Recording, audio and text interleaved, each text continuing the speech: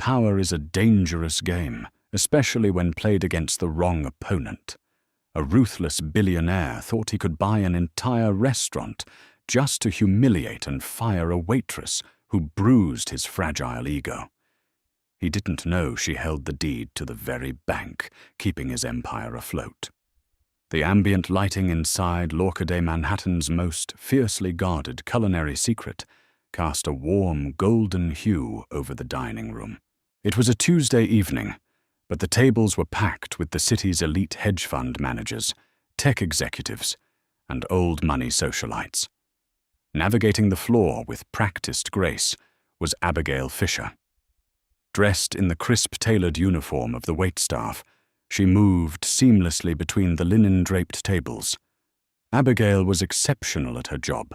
She was observant, anticipating the needs of her guests before they even voiced them, and maintained an air of dignified professionalism that demanded respect. In the center of the room sat Conrad Hayes. Conrad was a real estate tycoon whose face frequently graced the covers of financial magazines, often accompanied by headlines praising his aggressive acquisition tactics. Behind closed doors, however, Conrad was known for something else, entirely a volcanic temper, and an insatiable need to dominate every room he entered. His empire, Hayes International, was vast but heavily leveraged. He built his skyscrapers on mountains of debt, a precarious house of cards that required constant aggressive expansion to remain standing. That night, Conrad was entertaining a group of potential investors from London. He was already 3 martinis deep and loud enough to turn heads at adjacent tables. The incident began over something utterly trivial. Tommy, a 19-year-old busboy working his second week at the restaurant, was clearing the appetizer plates. Nervous and intimidated by Conrad's booming voice, Tommy's hand slipped. A single errant drop of condensation from a water glass fell, landing squarely on the cuff of Conrad's custom-tailored Brioni suit jacket. Silence slammed down on the table. Conrad stared at the tiny, damp spot on his sleeve, his face darkening to a dangerous shade of crimson. "You clumsy, incompetent idiot!" Conrad snarled, his voice carrying across the hushed dining room. He stood up, towering over the terrified teenager. "Do you have any idea how much this suit costs? It's worth more than your entire miserable life," Tommy stammered, apologizing profusely, his hands shaking as he offered a pristine white napkin. Conrad slapped the napkin away. "Get the manager, now." Before Henry, the deeply protective general manager, could cross the floor, Abigail intervened. She stepped smoothly between the furious billionaire and the trembling busboy, her posture perfectly straight. "Mr. Hayes." Abigail said, her voice calm, modulated, and entirely devoid of fear. "Please accept my deepest apologies on behalf of the restaurant. We will of course cover the cost of dry cleaning. I have arranged for a complimentary bottle of the 2012 vintage you were eyeing earlier to be brought to your table immediately." Conrad glared down at her. He wasn't used to people looking him in the eye when he was angry. He was used to cowering to frantic apologies, to absolute submission. Abigail offered none of those. "I don't want your apologies, and I don't want your wine," Conrad spat. "I want this boy fired, right now, in front of me." "I am afraid I cannot do that, sir," Abigail replied evenly. "Tommy made an honest mistake. He is learning. We do not terminate staff over a drop of water." "You don't?" Conrad leaned in his breath, smelling of gin and malice. "And who the hell are you to tell me what happens here?" "You're a waitress. You carry plates. Fetch your manager before I have you thrown out on the street with him." Henry finally arrived, breathless. "Mr. Hayes, is there a problem?" "Yes, Henri," Conrad barked, jabbing a finger at Abigail. "Your waitress here just decided to tell me how to run a business. Fire the boy and fire her, immediately, or I swear to God I will make sure this establishment is ruined." Henri, a man who had spent 30 years building Lorquidet's reputation, looked at Abigail, then at Conrad. He sighed. "Mr. Hayes, Abigail is one of my finest staff members, and Tommy is a trainee. I apologize for the inconvenience, but I will not terminate them." Conrad's eyes widened in genuine shock. His ego, fragile and monstrous, had been bruised in front of his international investors. He slowly buttoned his jacket, a cold, venomous smile spreading across his face. "Fine," Conrad whispered, though the entire room could hear him. "You want to protect a waitress? You want to play games with me? I'm going to buy this pathetic little restaurant, Henri, and the very first thing I do as the new owner will be to personally strip this girl of her apron and throw her out the back door." Conrad threw a $100 bill onto the table and stormed out his investors, trailing awkwardly behind him. The dining room exhaled a collective breath. Henri turned to Abigail, rubbing his temples. "He is a vindictive man, Abigail. He has the money to do it." "He has debt, Henri," Abigail corrected, softly picking up the $100 bill. "Not money. There is a very distinct difference." Over the next 4 weeks, the atmosphere at Lorquidet grew tense. True to his word, Conrad Hayes mobilized his aggressive legal team. He approached the aging owner of the restaurant, a retired chef living in Provence, with an offer that was aggressively over market value. It was an offer designed to be impossible to refuse. The owner, unaware of the petty vendetta driving the sale, signed the papers. During this time, Abigail continued to work her shifts flawlessly. She didn't look for another job. She didn't panic. But during her breaks, standing in the cold alleyway behind the kitchen, she wasn't smoking or scrolling through her phone like the other staff. She was making highly encrypted phone calls. She spoke in low, rapid tones about mezzanine financing, debt-to-equity ratios, and covenant breaches. Because Abigail Fisher was not just a waitress, she was the sole heir to the Fisher banking dynasty. Her late grandfather, a titan of Wall Street, had left her a controlling interest in the First Liberty Continental Bank, one of the largest institutional lenders in North America. Abigail had chosen to work anonymously in the service industry, to ground herself a self-imposed requirement before she officially took her seat as the chairwoman of the board. Conrad Hayes didn't know it, but in his desperate rush to secure the capital to buy the restaurant, he had leveraged his latest real estate project through First Liberty Continental. He had walked right into the lion's den, completely blind to the fact that the waitress he was trying to crush owned the teeth. The transition of ownership was brutal and swift. Conrad Hayes wanted a spectacle. He wanted his victory to be public, humiliating, and absolute. He chose a Friday night, the busiest shift of the week, to make his grand entrance. At 7:30 p.m., the mahogany double doors of Lorquidet swung open. Conrad strode in, flanked by 2 sharp-suited lawyers and his personal assistant. He wore a triumphant smirk, looking around the bustling dining room like a conquering emperor surveying his newly acquired territory. He didn't wait for a hostess. He marched directly to the center of the floor and loudly clapped his hands together. "Ladies and gentlemen, staff of Lorquidet, may I have your attention?" The clinking of crystal and the low hum of conversation ground to a halt. Diners paused with their forks suspended in midair. Henri, the manager, emerged from the kitchen, his face pale.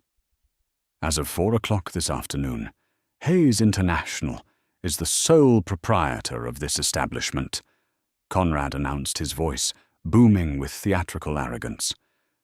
"There will be immediate restructuring, and that begins right now." His predatory gaze swept the room until it locked onto Abigail. She was standing near the sommelier station, holding a polished silver tray. She didn't look away. She didn't flinch. "You." Conrad pointed a manicured finger directly at her. "Waitress, come here." The room was dead silent. Every eye was on Abigail as she calmly set down the silver tray, smoothed the front of her black apron, and walked with measured, deliberate steps toward the billionaire. "I told you I'd be back," Conrad sneered, lowering his voice just enough so only the surrounding tables could hear the venom in it. "I told you I would buy this place just to fire you. So take off the apron, clear out your locker. You are officially terminated." Abigail stopped a few feet away from him. She reached behind her back, untied the knot of her apron, and folded it neatly over her arm.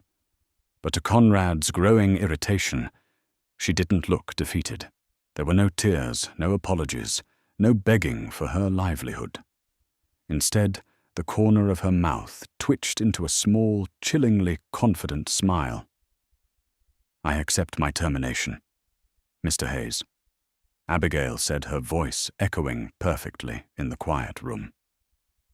"However, since you are so eager to discuss business and restructuring in a public forum, I suppose it is only fair that we discuss yours." Conrad frowned, his thick brows knitting together. "What are you talking about? Girl, get out of my restaurant." "It is your restaurant, yes," Abigail agreed, reaching into the pocket of her tailored slacks. She pulled out a sleek black smartphone. "You acquired it for $12.5 million, a steep price. To fund this petty revenge, your shell company, Hayes Capital, took out a short-term, high-interest mezzanine loan." Conrad's arrogant smirk faltered slightly. He shot a confused, angry glance at his lawyers. "How do you know about that security? Get this woman out of here."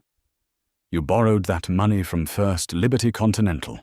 Abigail continued, smoothly ignoring his outburst. She tapped the screen of her phone.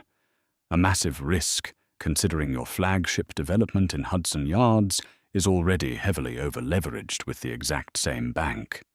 Your debt-to-equity ratio is currently sitting at a catastrophic 92%. "Who the hell are you?" Conrad demanded, his voice losing its booming confidence, replaced by a sharp edge of genuine panic. "How do you have my financial data?" "My name is Abigail Fisher," she said, her voice ringing with undeniable authority. "My late grandfather was Theodore Fisher, and as of my board confirmation at 9 o'clock this morning, I am the majority shareholder and chairwoman of First Liberty Continental Bank." A collective gasp rippled through the dining room. Henry dropped his clipboard. Conrad's lawyers turned ashen. Conrad took a step back, the color draining from his face. "Fisher, you're the Fisher heiress." "That's impossible. You're a waitress. You serve bread."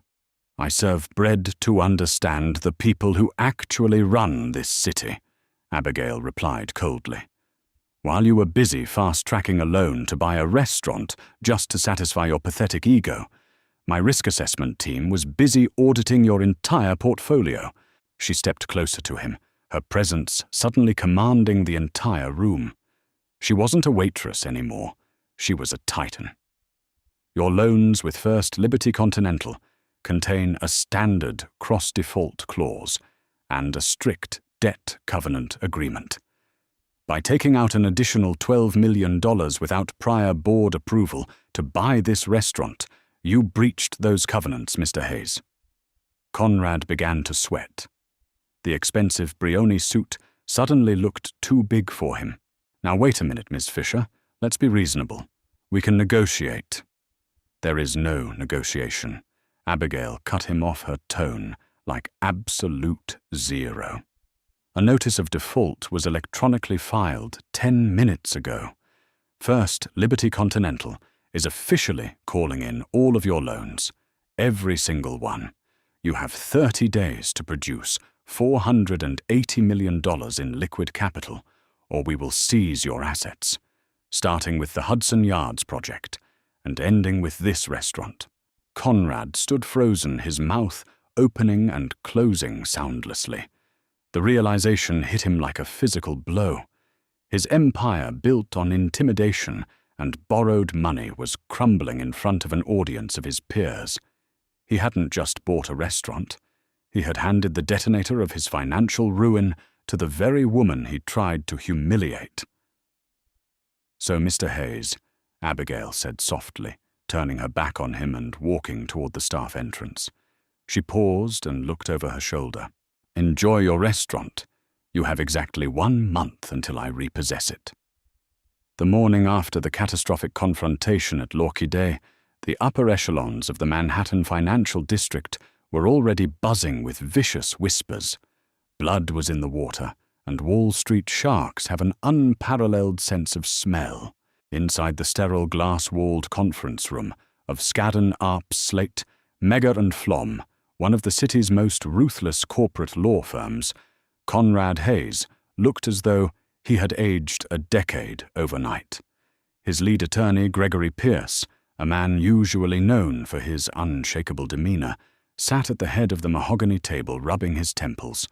Spread out before them were hundreds of pages of loan agreements, covenants, and breach notices from First Liberty Continental Bank. "I need a solution, Gregory," Conrad demanded, his voice, devoid of its usual booming arrogance, replaced instead by a ragged desperation. "I need an injunction. Block the default notice. Claim the covenant breach was a clerical error. Do whatever it is you charge me $2,000 an hour to do." Gregory sighed, adjusting his wire-rimmed glasses. "Conrad, you don't seem to grasp the gravity of the situation. This isn't a clerical error. You established a shell company to quickly route $12.5 million to buy a restaurant out of spite. You didn't run it through compliance. You didn't notify the primary lien holder, which happens to be the very institution funding your multi-billion-dollar Hudson Yards development. Abigail Fisher has you dead to rights. She's a 20-something girl playing dress-up with her grandfather's money," Conrad shouted, slamming his fist onto the table. "Call Goldman Sachs. Call the Carlyle Group. We refinance. We buy out First Liberty's position, and we crush her." "I have been on the phone since 6 a.m., Gregory replied coldly, entirely unfazed by the outburst. "Goldman passed. Carlyle passed. The banking world is a very small, very exclusive club, Conrad. Theodore Fisher was a legend, and his granddaughter has just signaled to the entire market that she is just as ruthless.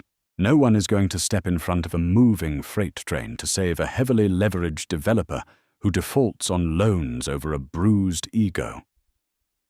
The reality of his isolation began to suffocate Conrad. He had spent his entire career bullying contractors, hostile taking over weaker firms and making powerful enemies. Now entirely exposed, he found that not a single hand was reaching out to pull him from the wreckage. Across the city, high above the chaotic streets in the penthouse offices of First Liberty Continental, Abigail Fisher sat behind a massive desk carved from solid reclaimed oak. She wore a tailored navy pinstripe suit, her demeanor a stark contrast to the quiet waitress folding napkins just 48 hours prior. Standing across from her was Richard Montgomery, the bank's veteran chief operating officer. "Hayes is panicking," Richard reported, sliding a leather-bound portfolio across the desk. "He's trying to liquidate his personal assets. He just quietly listed the Hamptons estate in Southampton and the Bombardier Global 7,500 private jet. He's looking for fast liquidity to cover the immediate penalty fees and stave off the asset seizure." Abigail didn't even open the portfolio.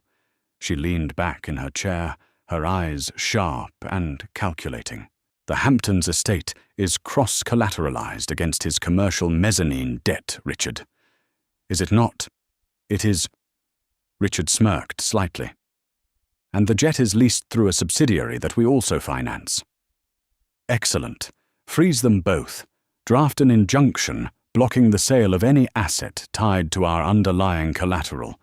Abigail instructed, her voice crisp and emotionless. "He doesn't get to sell off the furniture to save the burning house. What about the London investors?" Richard's smile widened. "Alistair Hughes and the Kensington Group. They were already hesitant after the display Hayes put on at the restaurant. When news of the default hit Bloomberg this morning, Hughes completely pulled out of the Hudson Yards residential tower deal.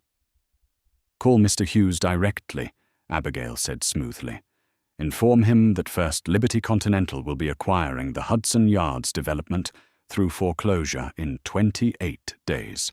Tell him we would love to bring the Kensington Group in as premier equity partners once the toxic management has been excised."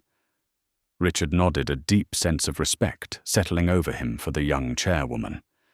"You are boxing him in completely, Abigail. You aren't leaving him a single exit. Conrad Hayes builds his wealth by exploiting the vulnerable Richard. He ruins lives for sport." Abigail replied, turning her gaze to the sprawling New York skyline outside her window. "I am simply demonstrating what happens when the rabbit he tries to crush happens to own the snare." Over the next 3 weeks, Conrad's empire unraveled with terrifying speed. Without the London investors, his construction sites ground to a halt. Unpaid contractors walked off the job, leaving skeletal steel towers looming over the city like monuments to his hubris. The financial press had a field day, dubbing the fiasco the billion-dollar busboy blunder. In a final desperate twist, Conrad believed he had found a secret lifeline. On day 26 of his 30-day grace period, he secured a clandestine meeting with a mid-tier private equity firm out of Chicago, the Belmont Group. They specialized in distressed assets and offered him a predatory but viable bailout loan. It would strip him of 70% of his equity, but it would save him from total bankruptcy. Conrad arrived at the Belmont Group's temporary Manhattan office, a thin sheen of nervous sweat coating his forehead. He was ready to sign anything. The managing partner slid the thick contract across the table. Conrad grabbed the Mont Blanc pen, his hand shaking, ready to sign away his majority control just to survive. Suddenly, the office door clicked open. Abigail Fisher walked into the room, flanked by Richard Montgomery and 2 corporate security officers. Conrad froze the pen, hovering a millimeter above the signature line. "What are you doing here? This is a private meeting." The Belmont managing partner looked down at the table, refusing to meet Conrad's eyes. He quietly pulled the contract back across the desk. "I apologize, Mr. Hayes," Abigail said, her tone dripping with mock sympathy. "But it seems your due diligence team is as incompetent as your etiquette. The Belmont Group was acquired by a subsidiary holding company 3 days ago." She stepped forward, placing her hands flat on the table, leaning in close so Conrad could see the absolute finality in her eyes. "A holding company entirely owned by First Liberty Continental. I own this firm, Conrad. There is no bailout. There is no secret exit. The game is over." The pen slipped from Conrad's fingers, clattering loudly against the hardwood floor. The 30th day did not arrive with a dramatic clash of thunder or a sudden explosion, but rather with the cold, sterile, and terrifying efficiency of corporate execution. Beneath a heavy, oppressive, grey, overcast sky, the legal machinery of First Liberty Continental was set into motion at exactly 9 a.m. There were no extensions granted and no last-minute phone calls answered. Receivers appointed by the bank, flanked by armed security, walked into the glittering glass lobby of Hayes International's corporate headquarters. By noon, the locks on the executive suites were changed. By 2 o'clock, the company was officially placed into receivership, its accounts frozen and drained to satisfy the suffocating mountain of defaulted mezzanine debt. Conrad Hayes, a man who only weeks prior had boasted his net worth in the billions, to anyone who would listen, was systematically erased from the Manhattan skyline.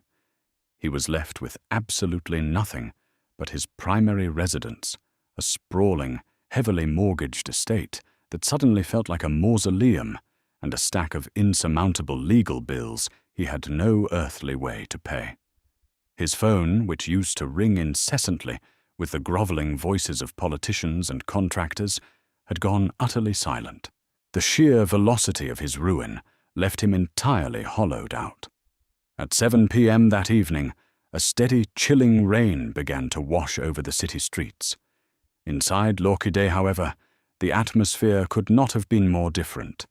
The ambient golden lighting still bathed the luxurious dining room, the crystal glassware still sparkled under the chandeliers, and the elite of Manhattan still murmured over plates of pan-seared scallops and truffled risotto. Yet the underlying energy of the establishment was fundamentally transformed. The oppressive, suffocating tension that had hung over the staff for the past month, the fear of a tyrant's erratic whims, was entirely gone. Suddenly, the heavy mahogany double doors at the front of the restaurant swung open, but there was no grand theatrical entrance this time. There were no cowering lawyers or nervous assistants flanking him. Conrad Hayes walked in, completely alone. He was not wearing his signature custom Brioni suit. Instead, he wore a rumpled, rain-soaked trench coat over a slightly faded sweater. His face was deeply lined and hollowed out, the arrogant, predatory fire in his eyes completely extinguished. He looked like a ghost, haunting the site of his own demise. He hadn't come to cause a scene or hurl threats.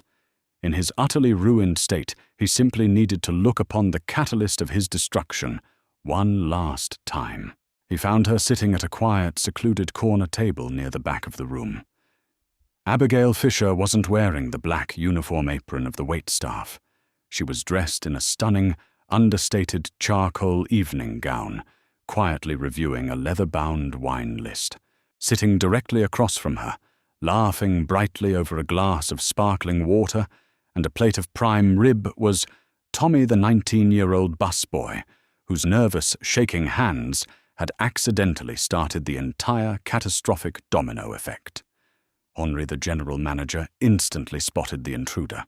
His posture impeccable, his chin held high with a newfound authority, Henri intercepted Conrad before he could take more than 3 steps into the dining room. "Mr. Hayes," Henri said, his voice meticulously polite, but laced with an unshakable firmness. "Do you have a reservation with us this evening?" Conrad ignored the manager entirely, his bloodshot eyes locked squarely on Abigail. She noticed the sudden shift in the room's energy, calmly excused herself to a wide-eyed Tommy, and walked gracefully over to the foyer, her heels clicking softly against the hardwood floor.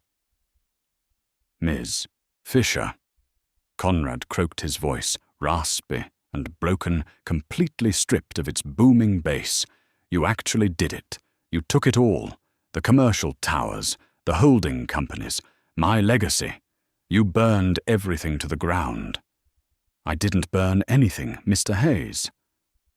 Abigail corrected him gently, her expression completely devoid of malice, which somehow made the reality sting even more. "I foreclosed on legally binding debts that you willingly chose to default on. I merely executed the precise terms of the contracts you signed with my institution." Conrad looked around the bustling, joyous restaurant, the very place he had spitefully and recklessly purchased with borrowed money just to publicly fire her. "And what about this place? What happens to the restaurant now? Do you sell it to the highest bidder to recoup your petty cash? Tear it down for a parking garage?" "No." Abigail smiled, a genuine warm expression that Conrad had never once seen directed at him. "I am a banker, Mr. Hayes, not a restaurateur.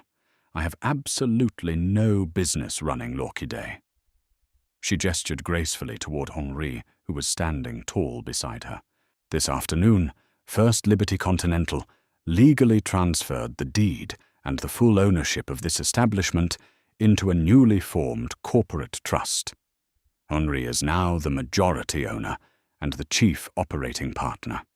The remaining equity has been carefully divided and distributed as stock options to the people who actually make this place remarkable, from the executive head chef to the line cooks all the way down to Tommy the busboy." Conrad stared at her, his jaw slack, genuinely stunned. You gave a $12 million asset to the staff. They are the ones who built its value day in and day out, Abigail said smoothly, her voice ringing with finality. Unlike you, they understand that true sustainable wealth is built on mutual respect, diligence, and protecting the people who work for you. You genuinely believed that having money gave you the divine right to treat human beings like dirt on the bottom of your shoe. You learned quite expensively that you were wrong. Conrad opened his mouth to speak. Perhaps he wanted to hurl one final desperate insult, or perhaps he wanted to beg for a fraction of his life back. But as he looked at the untouchable poise of Abigail, the proud, unyielding stance of Henri, and the bustling, happy dining room that now belonged entirely to the working people he had so deeply despised, the words died silently in his throat.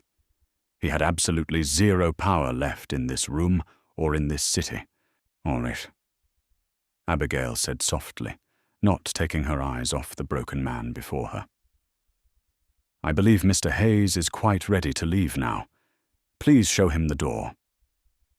"With the utmost pleasure, madame," Henri replied smoothly. He stepped forward, opening the heavy mahogany door, letting the cold, biting wind of the rainy Manhattan night sweep into the foyer. "Good evening, Mr. Hayes. And please, for your own sake, do not ever return to my restaurant." Conrad Hayes slowly pulled his damp collar up against the biting chill and stepped backward out into the pouring rain. The heavy wooden door clicked shut behind him with an absolute, undeniable finality, locking him out of the world he used to rule. Inside, the profound warmth of l'orchidée carried on the musical clinking of glasses, ringing out like a quiet, beautiful celebration of ultimate justice served. Abigail Fisher turned away from the door, returned to her corner table, and prepared to enjoy a magnificent dinner she had well and truly earned. Did Abigail's ruthless brilliance leave you speechless? Power is nothing without respect, and this billionaire learned the hardest lesson of his life. If you loved this story of ultimate karma and financial revenge, smash that like button right now. Share this video with someone who loves a brilliant plot twist, and don't forget to subscribe to our channel for more incredible jaw-dropping real-life dramas every single week.